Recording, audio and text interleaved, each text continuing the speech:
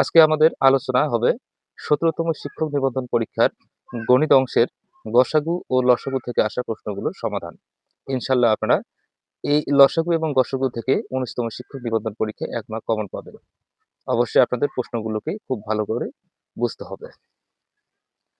তো প্রথম প্রশ্ন যে ৫টি ঘন্টা একত্রে বাজে যথাক্রমে ৩, ৬, ৯, ১২, ১৫ সেকেন্ড অন্তর। তাহলে একবার ৩ সেকেন্ড, একটা ৬ সেকেন্ডে, একটা ৯ সেকেন্ডে, একটা ১২ সেকেন্ডে, একটা ১৫ সেকেন্ডে। মোট কিন্তু ১, ২, ৩, ৪, ৫টা সেকেন্ড অন্তর। কতক্ষণ পর ঘন্টাগুলো একত্রে বাজবে? যদি এরকম কোনো প্রশ্ন দেখেন যে এখানে অন্তর থাকে এবং একত্রে বাজবে, সেক্ষেত্রে আপনি কি করবেন? যে এখানে যত ঘন্টা পর ঘন্টাগুলো বেজেছিল, যত সেকেন্ড পর, এখানে ৩, ৬, ৯, ১২, ১৫ এগুলোকে আপনি কি করবেন? লসাগু করবেন। তাহলে ৩, ৬, ৯, ১২, বড় করে দিচ্ছি ৯, ১২, একটা আছে কত বলুন তো? ১৫। ৩, ৬, ৯, ১২, ১৫ এগুলোকে আপনি লসাগু করবেন। দেখেন ৩ দিয়ে কিন্তু যায়। ৩ অক্ষে ৩, ৩ দুগুণা ৬, ৩ তিরিকা ৯, ৩ আর ৪ ১২, ৩ ৫ ১৫। আচ্ছা, এর পরবর্তী পর্যায়ে কি দিয়ে যায়? ২ দিয়ে যায়। ১, ১, ৩, ২, ৫। আর তো যায় না, তাই না? এইজন্য আপনি এখন কি করবেন? সবগুলোকে গুণ করবেন। মানে আপনি লসাগুটা বের করবেন। ৩ গুণন ২ গুণন ৩ গুণন ২ গুণন ৫। ৫ দুগুণা ১০, ৩ দশে ৩০, ৩০ দুগুণা ৬০, ৩ ষাটে ১৮০। ১৮০ সেকেন্ড। এটা আসলে আপনার সেকেন্ড। এখন যদি সেকেন্ড থাকে, অপশনের মধ্যে যদি সেকেন্ড থাকে তাহলে সেকেন্ড উত্তর হবে। আর যদি মিনিট থাকে তাহলে মিনিট উত্তর হবে। আর যদি ঘন্টা থাকে তাহলে ঘন্টা উত্তর হবে। তার মানে কি? আপনি এটাকে কি করবেন? আমাদের অপশনে ছিল কিন্তু মিনিট। এজন্য আপনি কি করবেন? ৬০ দ্বারা এটাকে ভাগ করবেন। তাহলে ৩, ৬, ১৮, ৩ মিনিট। তাহলে ৩ মিনিট পরে ঘন্টাগুলো পুনরায় একত্রে বাজবে। এভাবে আপনি কিন্তু এই ধাঁচের যেকোনো প্রশ্ন সলভ করতে পারবেন। এর পরবর্তী প্রশ্ন যে ২টি সংখ্যার গসাগু ও লসাগু যথাক্রমে ২ ও ৩৬০। একটি সংখ্যা ১০ হলে অপর সংখ্যাটি কত? দুইটি সংখ্যার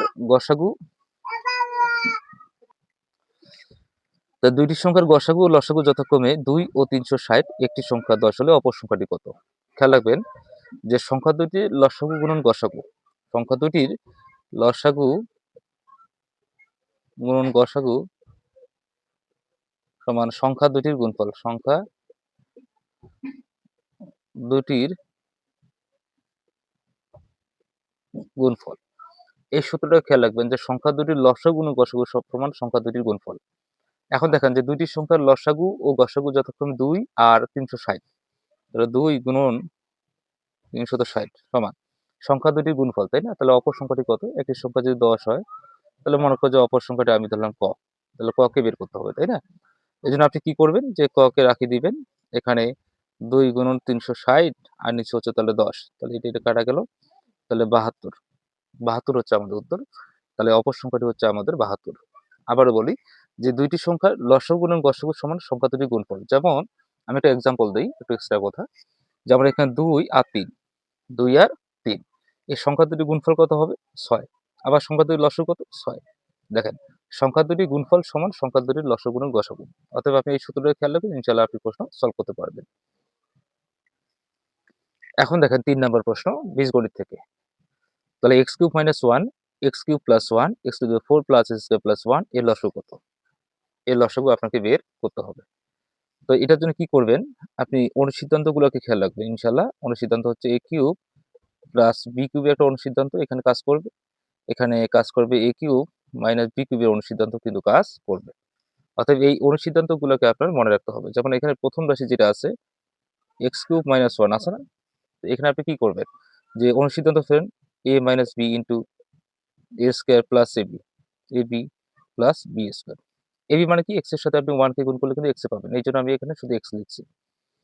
এটা গেল প্রথম রাশি। আর দ্বিতীয় রাশি হচ্ছে কি? x³ + 1 আছে না? তো আপনি এটাকে লেখেন a + b a² - ab + b² এটাকে লিখবেন। এর পরবর্তী প্রশ্ন দেখেন যে x⁴ + s² + 1 আছে না? আচ্ছা, তাহলে এটাকে আপনি কি করবেন? একটা উৎপাদক করে নেবেন। স্কয়ার করে নেবেন। a² + 2ab + b², হ্যাঁ? b²। তাহলে 1 উপর স্কয়ার দিলে তো 1 ই হয়। তো এখানে আছে আমাদের একটা, কিন্তু আমরা নিচে ২ টা সূত্র মিলানোর জন্য এজন্য একটাকে বাদ দিব। আচ্ছা। লেখার পর কি করবেন আপনি এখানে? যে স্কয়ার + b মানে a + b² সূত্র মানে s²। তো দেখেন a² মানে b² সূত্র কি? এ প্লাস বি ইন্টু এ মাইনাস বি। ওকে, একটু সাজে গুজে লেখেন। তো x square plus x plus one square minus x plus one. ঠিক আছে, এটা লিখলেন। তো আপনার উৎপাদক কিন্তু এটা হয়ে গেল। এখন দেখেন যে লসাগু কত, তাই না? আমাদের লসাগু চাইছে, তাহলে লসাগুটা আমরা বের করবো। তাহলে এখানে এক্স মাইনাস ওয়ান একটাকে লিখি, লিখলাম। এক্স প্লাস ওয়ান একটাকে লিখবি, লিখলাম এক্স প্লাস ওয়ান। এরপর x square minus x y plus one একটা, তাহলে x square minus x y sorry x plus one, একটা হচ্ছে x square plus x plus one, এটাকে লিখলাম। লেখার পর দেখেন উৎপাদক কিন্তু আমাদের আসে, সরি লসাগু আসে এটা, আর লসাগু আসে এটা। এটা হচ্ছে আমাদের রেজাল্ট, এটা হচ্ছে আমাদের রেজাল্ট। অথবা আপনি এখানে গুণও করতে পারেন। কি করতে পারেন? এটা যদি উত্তর থাকে তাহলে এটা হবে, আর যদি উত্তরের মধ্যে এটা থাকে তাহলে এটাও উত্তর হবে। আর যদি উত্তরের মধ্যে এরকম থাকে যে এ প্লাস বি ইন্টু এ মাইনাস বি, সূত্র কি স্কোয়ার মাইনাস বি স্কোয়ার, এটার উপর স্কোয়ার দিবেন ওয়ান, তাহলে x to the power six minus one, এটা হচ্ছে আমাদের রেজাল্ট। ঠিক আছে, আপনি এইভাবে কিন্তু এই প্রশ্নটার লসাগু বের করতে পারেন। ঠিক আছে, যদি ভিডিওটা বুঝতে সমস্যা হয় আপনি একটু পজ করবেন, পজ করে বোঝার চেষ্টা করবেন, ইনশাল্লাহ বুঝে যাবেন। এখন আমাদের 4 নম্বর প্রশ্ন, x square plus five x plus six এবং x square plus three x plus two এর গসাগু 12 হলে এক্স এর মান কত? এখন গসাগু থেকে আসছিল প্রশ্ন, তাহলে এই প্রশ্নটাকে আমরা সলভ করব। আমাদের প্রথম রাশি কি আছে? X square plus five x plus six আছে না? তো এটাকে আপনি কি করবেন? মিডল ফ্যাক্টর করেন, 3 দুগুণা 6, তাহলে 2x এর সাথে আপনি যদি 3x কে যোগ করেন তাহলে পাচ্ছেন 5x।